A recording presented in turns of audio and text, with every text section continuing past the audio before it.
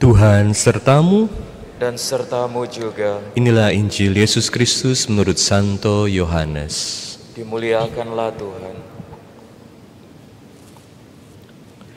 Dalam percakapannya dengan Nikodemus, Yesus berkata, "Begitu besar kasih Allah akan dunia ini, sehingga Ia telah mengaruniakan anaknya yang tunggal, supaya setiap orang yang percaya kepadanya tidak binasa, melainkan beroleh hidup yang kekal. Sebab Allah mengutus anaknya ke dalam dunia, bukan untuk menghakimi dunia, melainkan untuk menyelamatkannya. Barang siapa percaya kepadanya, ia tidak akan dihukum. Tetapi barang siapa tidak percaya, ia telah berada di bawah hukuman. Sebab ia tidak percaya dalam nama Anak Tunggal Allah. Dan inilah hukuman itu: terang telah datang ke dalam dunia, tetapi manusia lebih menyukai kegelapan daripada terang, sebab perbuatan-perbuatan mereka jahat. Sebab barang siapa berbuat jahat, membenci terang, dan tidak datang kepada terang itu, supaya perbuatan-perbuatannya yang jahat itu tidak nampak. Tetapi barang siapa melakukan yang benar, ia datang kepada terang, supaya menjadi nyata bahwa perbuatan-perbuatannya dilakukan dalam Allah." Demikianlah Injil Tuhan. Terpujilah Kristus. Saudara-saudari saya yang terkasih dalam Kristus, yang namanya permainan kekuasaan itu terjadi di mana-mana dalam hidup sehari-hari. Dalam bacaan pertama kita melihat bagaimana para rasul dipenjara oleh siapa? Di sini dikatakan imam besar Yahudi dan pengikut-pengikutnya. Karena apa? Karena mereka iri hati terhadap para rasul. Permainan kekuasaan bahkan juga terjadi dalam lingkup agama. Orang-orang yang seharusnya sangat dekat dengan Tuhan dan mengikuti ajaran Tuhan untuk mengasihi, ternyata juga iri hati, bahkan dengan kekuasaannya berusaha mencapai apa yang mereka mau capai dengan menindas orang lain, dengan memenjarakan orang lain. Sayang sekali ini terjadi. Kenapa sih orang itu bermain kuasa?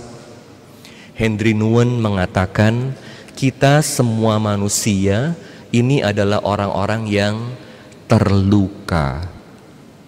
Orang-orang yang terluka itu seringkali punya trauma, takut, khawatir, mau cari aman. Sehingga supaya aman, yang dia lakukan adalah begitu dia lihat ada kesempatan untuk punya kuasa lebih besar dalam berbagai bentuk.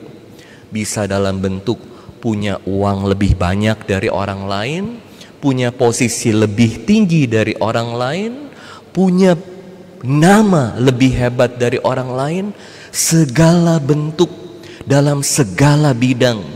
Cepet-cepet lari, rebut kuasa itu, supaya bisa mendominasi orang lain, supaya bisa merasa sedikit lebih aman. Tapi apakah ini sungguh-sungguh memberi rasa aman sejati? Bukan hanya memberi rasa aman, tapi memberi keamanan sejati, keselamatan sejati. Gak bisa. Yang ada kalau kita hidup seperti ini adalah kekacauan, persaingan, penindasan, seperti dalam bacaan pertama. Syukur pada Tuhan, setiap kali ada situasi seperti itu, Allah tidak tinggal diam.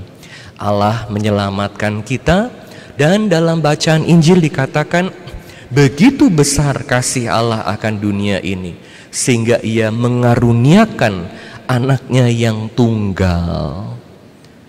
Allah mau menyelamatkan kita dengan memberikan pencerahan kepada kita bahwa penyelamatan sejati itu hanya berasal dari kasih, bukan karena permainan kuasa.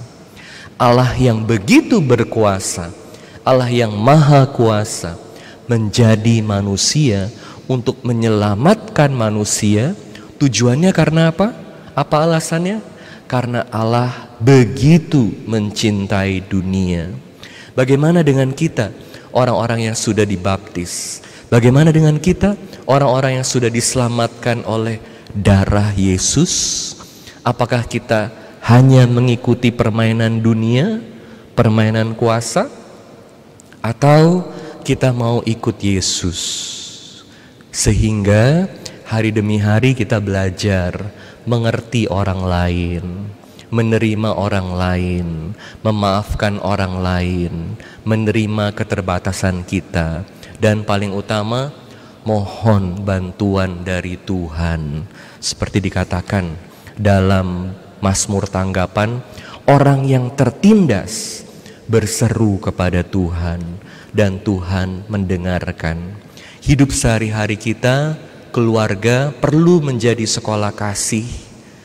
Hidup dalam gereja perlu menjadi sekolah kasih, di mana kita belajar untuk ikut Yesus yang mau mencintai dunia, mau berpikir yang baik.